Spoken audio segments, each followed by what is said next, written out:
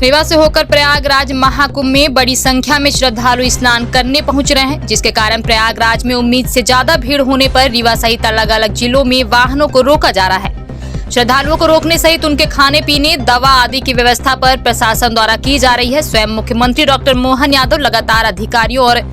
स्थानीय जनप्रतिनिधियों से संपर्क बनाकर हालात पर नजर बनाए रखे हुए हैं और श्रद्धालुओं को हर सुविधा मुहैया कराने के निर्देश भी दिए हैं। आज शाम मुख्यमंत्री स्वयं रीवा पहुंचकर स्थिति का जायजा लेने वाले थे, लेकिन किन्हीं कारणों से वह रीवा नहीं पहुंचे, जिसके बाद उन्होंने वीसी के माध्यम से जिले के पुलिस प्रशासनिक अधिकारियों के साथ ही जनप्रतिनिधियों से चर्चा की और व्यवस्थाओं की जानकारी ली। साथ ही सभी व्यवस्थाओं को लेकर बधाई दी और आगे भी इसी तरह व्यवस्थाएं बनाए रखने के निर्देश अधिकारियों को दिए।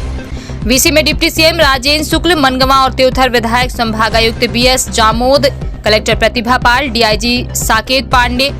एसपी विवेक सिंह सहित अन्य प्रशासनिक अधिकारी व जनप्रतिनिधि उपस्थित रहे। क्या निर्देश दिए हैं, क्या देश भर से, खासतौर से महाराष्ट्र और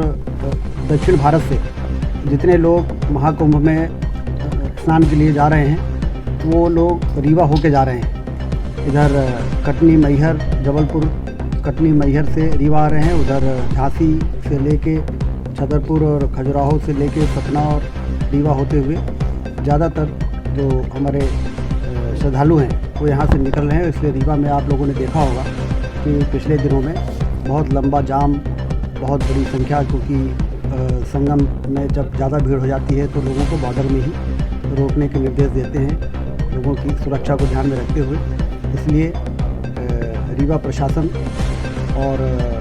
मैहर जिला, कटनी, जबलपुर सारे लोग मॉनिटरिंग में यहाँ पर मुख्यमंत्री जी ने आज वीसी के माध्यम से समीक्षा की है कि सारे लोग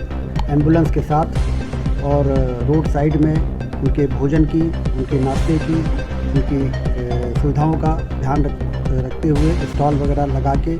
प्रशासन, एनजीओज़ और जनप्रतिनिधि सारे लोग उनकी सेवा के लिए, उनकी सुरक्षा के लिए उनका ध्यान रखें, क्योंकि बसों में, गाड़ियों में महिलाएं भी हैं, बच्चे भी हैं और वो लोग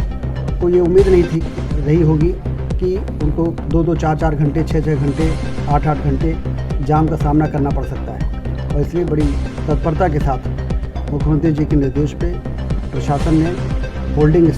पॉइंट्स बनाए। लगभग 13 जगह,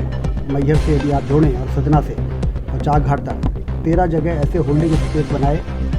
जहाँ पर 500 से लेकर 1000 गाड़ियों की पार्किंग हो सकती है। वहीं पर स्टॉल लगाए,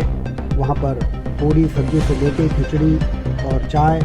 नाश्ता की व्यवस्थाएँ इस प्रकार से की गई कि आप देखेंगे कि सारे स्टॉल्स में लोग आगे बढ़ के और अपना भोजन सामग्री और पानी और चाय का उपयोग करते हुए उनको ये ज़्यादा इस बात को लेकर तकलीफ़ नहीं होने पाई कि यदि वो हॉल्ट कर रहे हैं तो उनको किसी प्रकार की भूख प्यास की समस्या से गुजरना पड़ा। और वो भी ये समझ रहे हैं कि यदि सारे लोग इकट्ठे वहाँ पहुँच जाएंगे तो वहाँ पर फिर सुरक्षा की दृष्टि से ठीक नहीं रहेगा। तो इसलिए वो वेट करते रहे और आज आप देखिए कि काफ़ी कुछ भीड़ जो है, जो 10 किलोमीटर का जाम था, अब वो जाम समाप्त हो गया है। जैसे ही प्रयागराज का प्रशासन अलाउ करता है, गाड़ियाँ रिलीज़ होती हैं, जब वहाँ पे निर्देश आते हैं कि आप रोकिए, तो फिर इन होल्डिंग स्टेशन पे वो को किसी प्रकार की तकलीफ़ ना हो, ये प्रशासन में बड़ी तत्परता के साथ मैं उनको बधाई देता हूँ।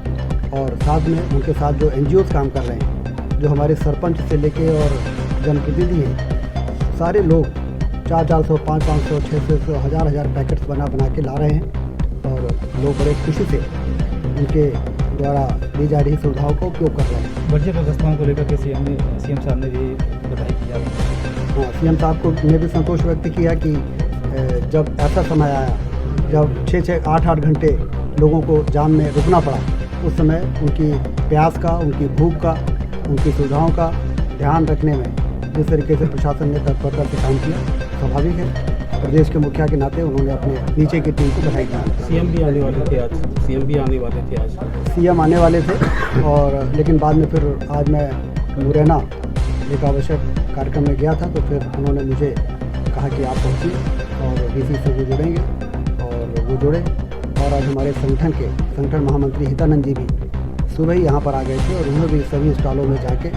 और खुद भोजन अपने हाथों से वितरण किया, जिससे कि कार्यकर्ताओं में एक उत्साह बढ़े और सारे कार्यकर्ता इस काम में जुट जाएं। तो ये भी आज यहाँ पर हुआ है। क्या स्थिति है? वर्तमान में बिल्कुल ही सामान्य स्थिति है।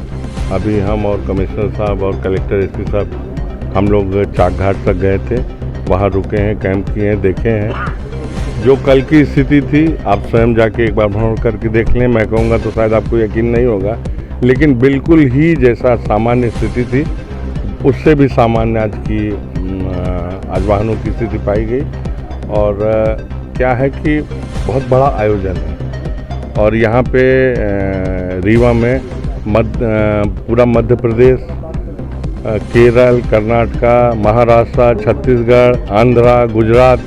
सबके निकलने का एक ही रास्ता है और एट ए टाइम अगर कोई निकलेगा तो एक रास्ता है तो थोड़ी असुविधा हो जाती है। तो पहले हमने रीवा में रोक के होल्डिंग सेंटर बनाए थे, वहाँ रोके, वो जब भरने लगा तो हम मैहर में रोके, वो जब भरने लगा तो कटनी और जबलपुर में हमने रोका। लेकिन जैसे ही हमें यूपी में पार्किंग मिलती गई, यात्रियों की संख्या वहाँ से आना चालू हुआ और वहाँ खाली होना चालू हुआ और डीजीपी महोदय वहाँ के डीजीपी से लगातार संपर्क में थे, हम लोग लोअर ऑफिसर्स के संपर्क में थे अपने डीआईजी आईजी रैंक पे, उनका सिग्नल मिलता गया, लगातार वाहन हम छोड़ते गए। लेकिन यहाँ जो वाहन रुके थे, जो श्रद्धालु रुके थे, उनके रहने खाने सबकी व्यवस्था हम लोग किए थे और माननीय सीएम साहब लगातार हर स्थिति पे निगाह रखे हुए थे और उसके कारण मिनट टू मिनट पे निर्देश आते थे, जिसके कारण बड़ा संबल मिलता था। और आपने खुद देखा मौनी अमावस्या पे भी भारी भीड़ गई थी, बसंत पंचमी पे भी गई, कल भी गई है। हम बिल्कुल तैयार हैं, हर होल्डिंग सेंटर हमारे रेडी हैं, पुलिस पेट्रोलिंग चल रही है, सेक्टर बने हुए हैं, हर सेक्टर में एक गस्टेड अफसर लगा हुआ है। हम लोग लगातार हर स्थिति पे निगाह रखे हुए हैं और दिन रात श्रद्धालुओं की सेवा में है कि अच्छे से उनका जो जिस धार्मिक आयोजन के लिए वो निकले हैं प्रयागराज, वो उनका पूर्ण हो जाए, उनको कम से कम तकलीफ और कष्ट हो।